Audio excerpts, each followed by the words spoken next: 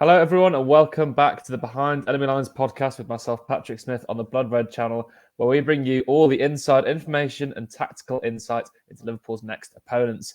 There'll be no more Premier League for the Reds until October after this weekend's clash with Chelsea was postponed, following last weekend's postponement of Wolves, so it's full steam ahead in the Champions League with Ajax making the trip to Anfield on Tuesday night. Well, joining now to provide all the info on Ajax is Dutch football expert Michael Statham. Michael, thank you so much for joining me. That's all right. Thanks for having me.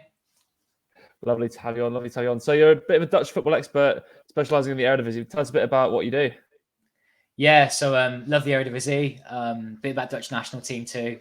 Write for a site called footballandajax.com. It's all in English, so if you like your Dutch football or want to get into it, do check us out. It's football, and then Oranje is orange, but instead of a G, you put the J. But yeah. Brilliant, lovely stuff. Go and check that out, guys, if you do have an interest in it. But let's get started, Michael. If you give us a general overview, it's been a bit of a turnaround for Ajax. We've seen them do this before. Lots of changeover in staff and players. It's not their first rodeo on this, but how have they changed then this season? Yeah, it's pretty regular. Everyone seems to know that Ajax sort of rebuilds every couple of years, where they sell players and get some new ones in. This year's no different. I think actually it's above average with the amount of people that have left this time. A few more key players. A couple have come to the Premier League. We've got Lisandro Martinez now, Tiro Malacia here. But the main thing is the head coach has gone. Erik ten Hag has gone to United as well. And he's replacing Alfred Schroeder. There was a lot of criticism, myself included, when he first came in. And so far, he's been ticking all the boxes, 6 wins out of 6 in the Eredivisie, and a 4-0 win over Rangers, which is a pretty incredible performance from them. It was relentless. It's wave after wave for attack. Just feels like all of that really good play we've been seeing from Ajax in the last few years in the Champions League. It's carrying on. It's continuing. We won 6 out of 6 group games last season, but couldn't get past Benfica and over those 2 legs in the last 16, which is a lot of attention came on that. You know, did Ten Hag fail his side there? We're not getting through that. Was it his players? Was it the little deficiencies? What was it? It's hard to put your finger on, but let's see how they got on this time, because it was a great first performance against Rangers, and it just feels like they can get out of this group again. And it's a great chance for them against Liverpool. This is probably the biggest chance they could have in a while against such a strong team from England. I mean, you mentioned there, it's such a classic Ajax philosophy, isn't it? Free-flowing attacking football under Ten Hag.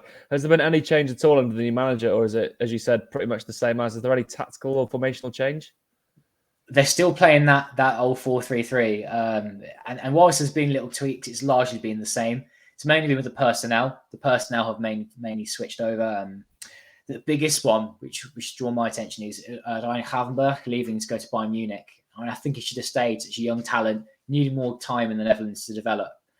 And his replacement has been from their own academy, Kenneth Taylor.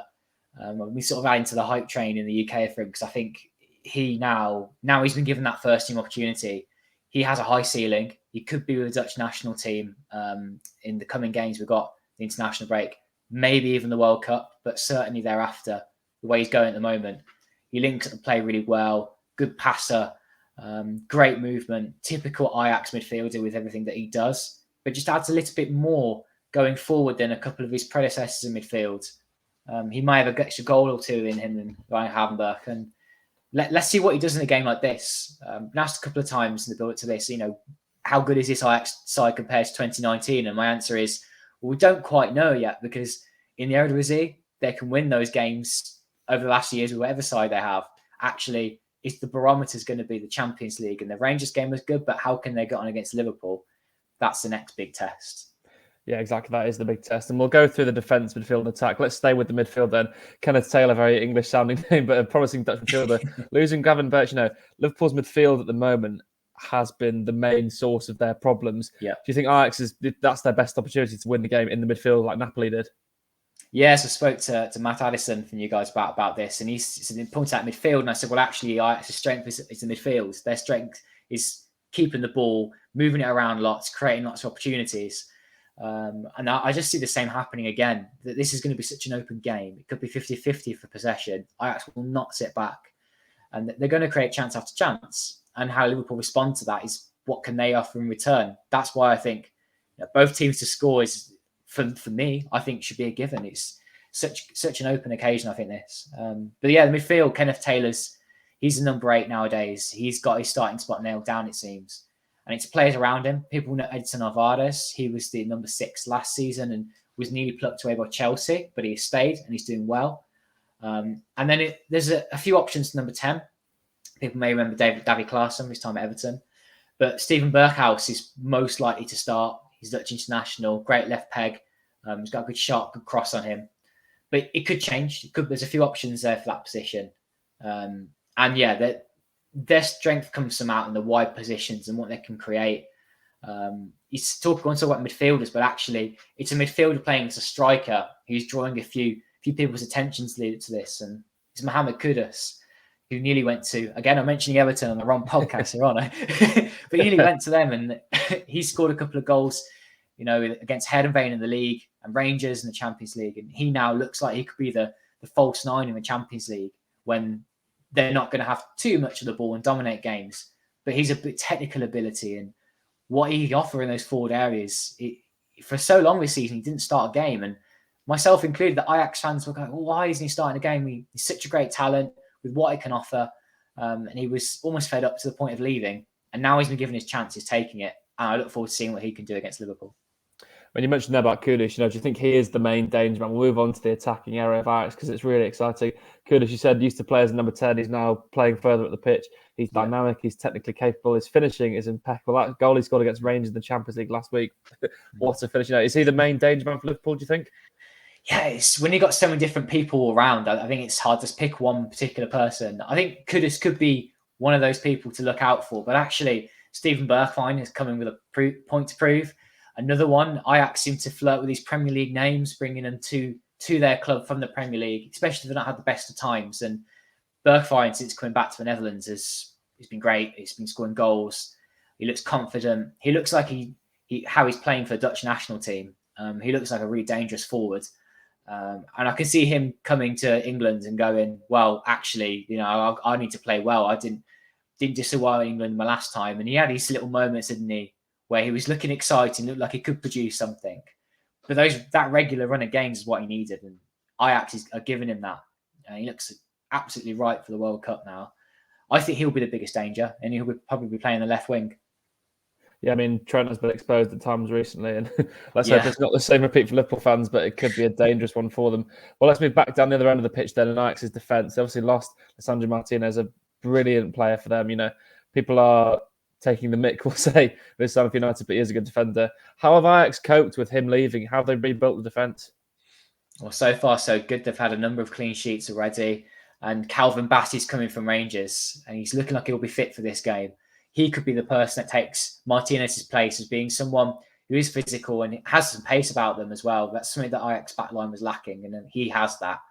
Something Martinez didn't have was the height. He had some physicality. I think Bassey brings that. He's not bad on the ball either, and he's learning pretty quickly how Ajax play.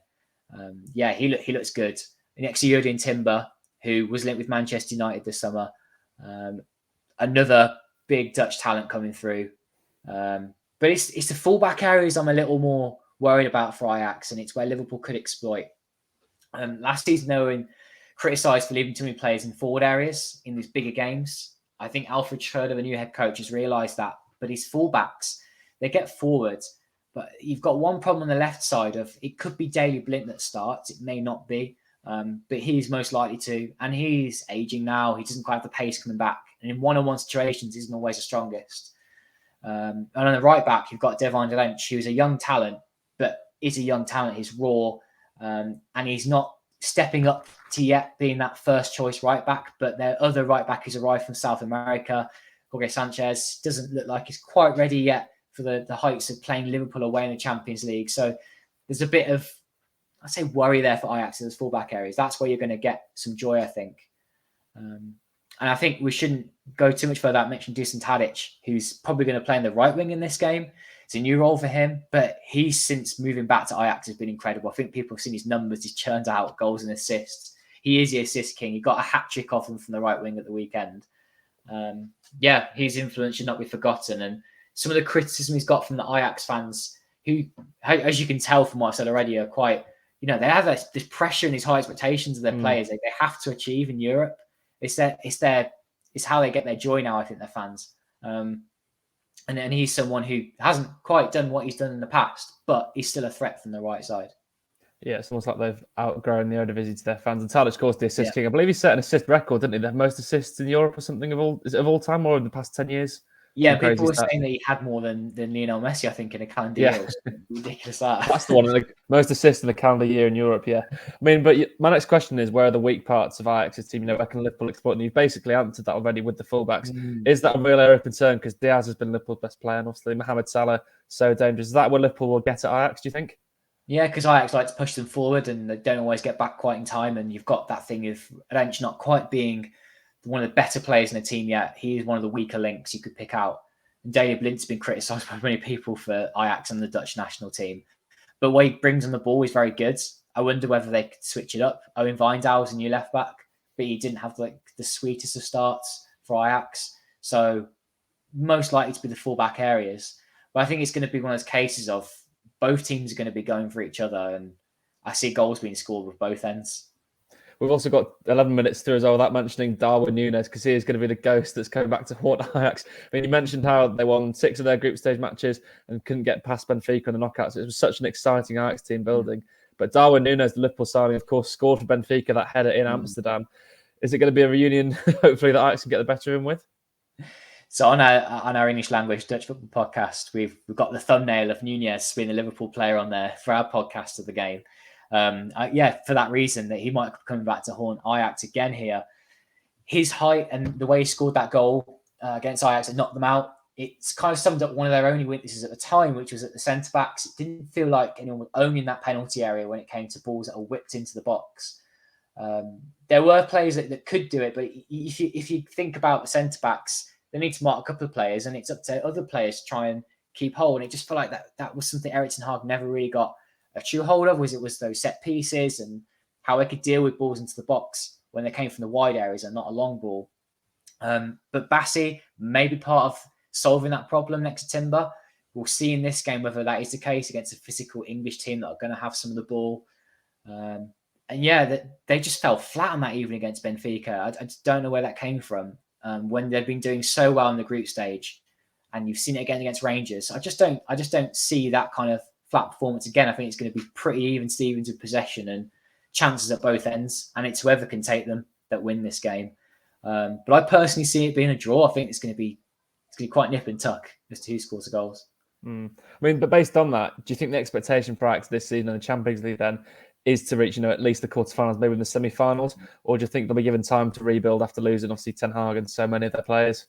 It feels like if they don't get through, that will be the excuse from the boards, but they actually have this expectation that they get to at least the last 16, and their ambition is to be one of those teams getting to the semi-finals, at least the quarterfinals every single year. They want to compete and push the boundaries as to what's expected now for a Dutch team in Europe.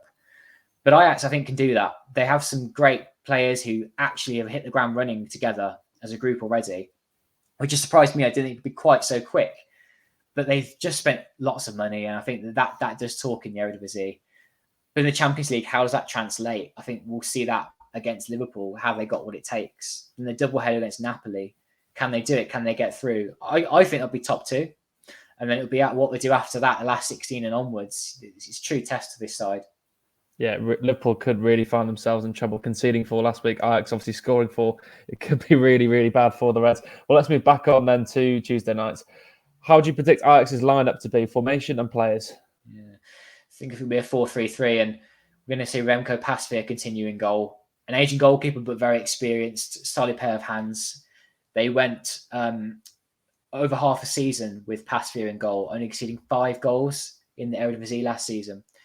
But that then soon ended, actually, when Pasveer was out injured. So that was an interesting thing that you don't see his influence when he plays. When he doesn't play, you soon notice. There'll be no Martin Stecklenburg. No, I don't think so. I predict a back four of Blint, Bassi, Timber and Rensch, but it could be a couple of changes there. You're more likely to see a surprise name or two in the midfield, 5 you could call it. You're going to see Bergwijn playing on the left. Then the midfield being Kenneth Taylor as a number 8, Edson Alvarez number 6. And in number 10, I predict it'll be Steven Berghuis. And on the right wing will be Dusan Tadic. And they'll be supporting Mohamed Kudus super plays a false 9 again. Him playing against Rangers in the head and vein, playing well, says to me he'll play again. Some options from the bench. Brian Brobby is a striker, big striker. He's been used in those games where they have lots of possession and they score lots of goals. But this isn't one of those games. Doesn't suit his strengths as a striker. But yeah, there's more options off the bench as well. I think if something's not quite going their way, they have got people to bring on, switch things up. There's some exciting players from South America, like I said, who could play in this game. Conte Sao is a right winger who could come on. We'll see what happens, and yeah, I think this will be a good game.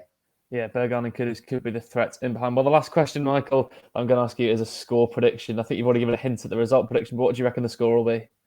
Yeah, so I was saying Matt Addison was on our one, and we both went for the same one. We both thought it might be 2-2. And it's just because we can see goals both ways, and whilst it could swing either way, there could be a 2-1 in either team's favour. I think you'll be very much in both sides going for each other. If you put Ajax in the Premier League, I think you're looking at a team that could be pushing the top 6, but not quite at that level this season, given that they lost a few players. And Liverpool at the moment, they're not playing like a top 6 side, are they? They're kind of just below that level, and that's why I think it'd be pretty 50-50. But they've no doubt got some quality players, and so have Ajax. But both sides got deficiencies as well. That midfield area that you picked up on, I can just see Ajax having a lot of possession, a lot of control over those kind of areas, and that's where they're going to have their joy. Yeah, let's hope Liverpool have spent the week making sure they're not being able to be played through like Napoli just completely tore them apart. I'm going to be slightly more optimistic and go for a 3-2. I agree. It's going to be a goal fest, I think. I can see Liverpool conceding at least one, let's be honest, at least 2. And hopefully they can get their act together and score some more goals. But Michael Statham, thank you so much for joining me. A brilliant insight into Ajax and all things Eredivisie. Be sure to give me a follow on Twitter at Eredivisie Mike. But for myself, Patrick Smith, thank you all very much for watching and listening along. Be sure to keep up to date with all the pre-match build-up and post-match reaction to Ajax's visit to Anfield. We'll bring you everything you need, including Jurgen Klopp's press conference. But for myself, it's goodbye for now.